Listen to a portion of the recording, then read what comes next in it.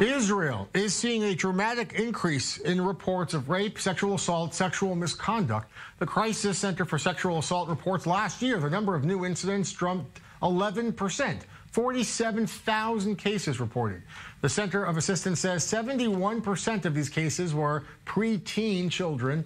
87% of the attacks were from someone known to the victim, usually an immediate family member, or perhaps a spouse, or friends, neighbors, or even coworkers. With me now in studio is Miriam Schler. Miriam is the executive director of the Tel Aviv Crisis Center for Sexual Assaults. In fact, joining our studios after presenting testimony in front of the Parliament in Jerusalem this morning. Thank you so much for being with us on the show.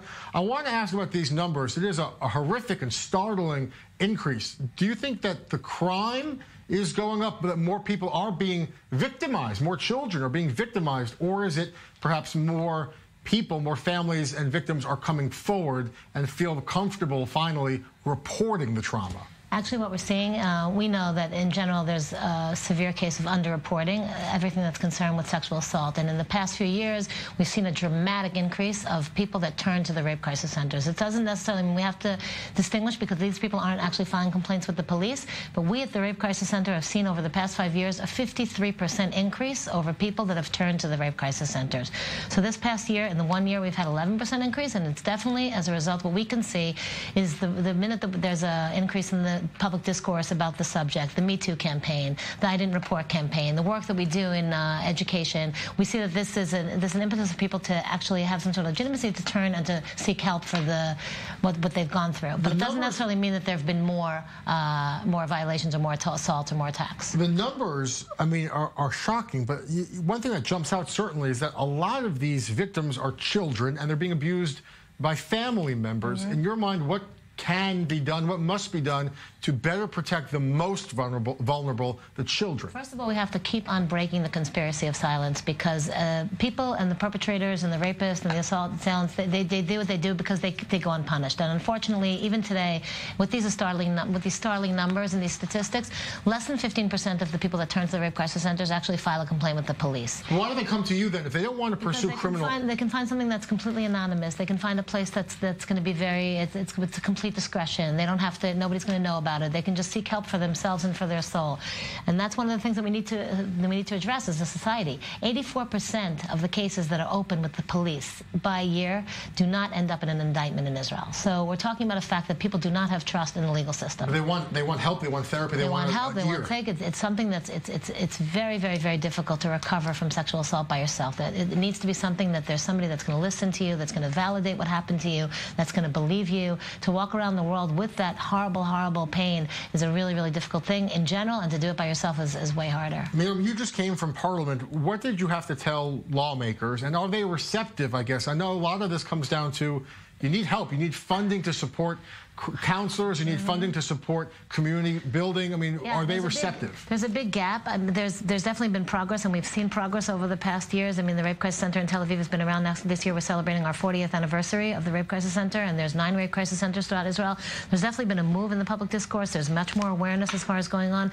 This year and this past term in the Knesset, there's many more people that we have to work with. It's an amazing thing to see that a lot of the women members of Parliament across the board, no matter what political affiliation they are able to come together around this issue. So it's actually an issue that brings women together in the Knesset. But it still hasn't been translated into funds, into funding, into programming, into mandatory training. We have a situation in which teachers in Israel are not obligated to go through mandatory training as far as sexual assault is concerned. The kids that are in school don't have to go through mandatory training. It's kind of like whatever school wants to do, they take it, they don't take it, but it's not something that, and most of the programs are underfunded in a very, very severe manner. You mentioned across all political stripes, there's a broad consensus of support for some of these initiatives. Even the Justice Minister, Schler, supporting legislation. What about the legislation dealing with restraining orders or online contact? Is legislation as important as as other avenues? The problem, first of all, it's something that sexual assault in general, harassment and rape, it cannot be addressed only on a legal field. It has to be something that we're talking about something that's a complete cultural change, and we need to change very deeply embedded ways and norms and ways and conduct in the manner in which people behave. So that's something that we can only address on an educational level and a moral level and a level of values. The legal system needs to catch up as far as what's going on with the indictment level and people that need to be punished and prosecuted. The laws are very good. The laws are very progressive.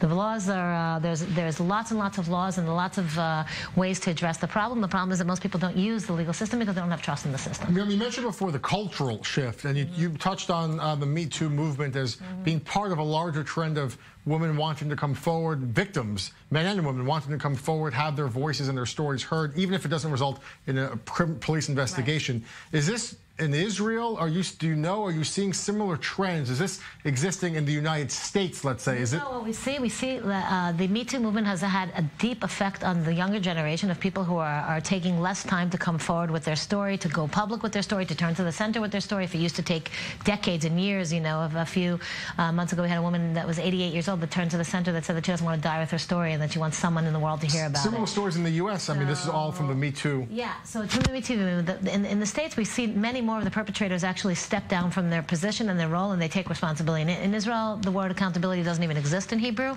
and we barely see... There are journalists, banking leaders that have stepped down. We barely see people that are stepping down from their position. We mostly see people who are denying it, people who are accusing the survivors or the victims, or we see a new trend where people are actually threatening to sue the victims themselves for defamatory or alleged defamation. All right, Miriam, we're running out of time, but I want to make sure, if you want to give a message to people, they're not alone and that they can turn to you. The most important thing that I would like to do is that anybody that's listening to me, no matter where you are in the world, we actually have people turn to us from all over the place. So we have a line for women, 1202, 24 hours a day, 7 days a week, no matter where you are in the world, and a line for men who are assaulted or are victims of sexual assault, 1203. We're here for you 24 hours a day, 7 days a week. We're here to listen to you, and that's our mandate. That's what we do. All right, Miriam Schler, thank you so much. I know you rushed over here from Jerusalem testifying and explaining this issue and some possible ways to address it with lawmakers, and now you're here with us in studio.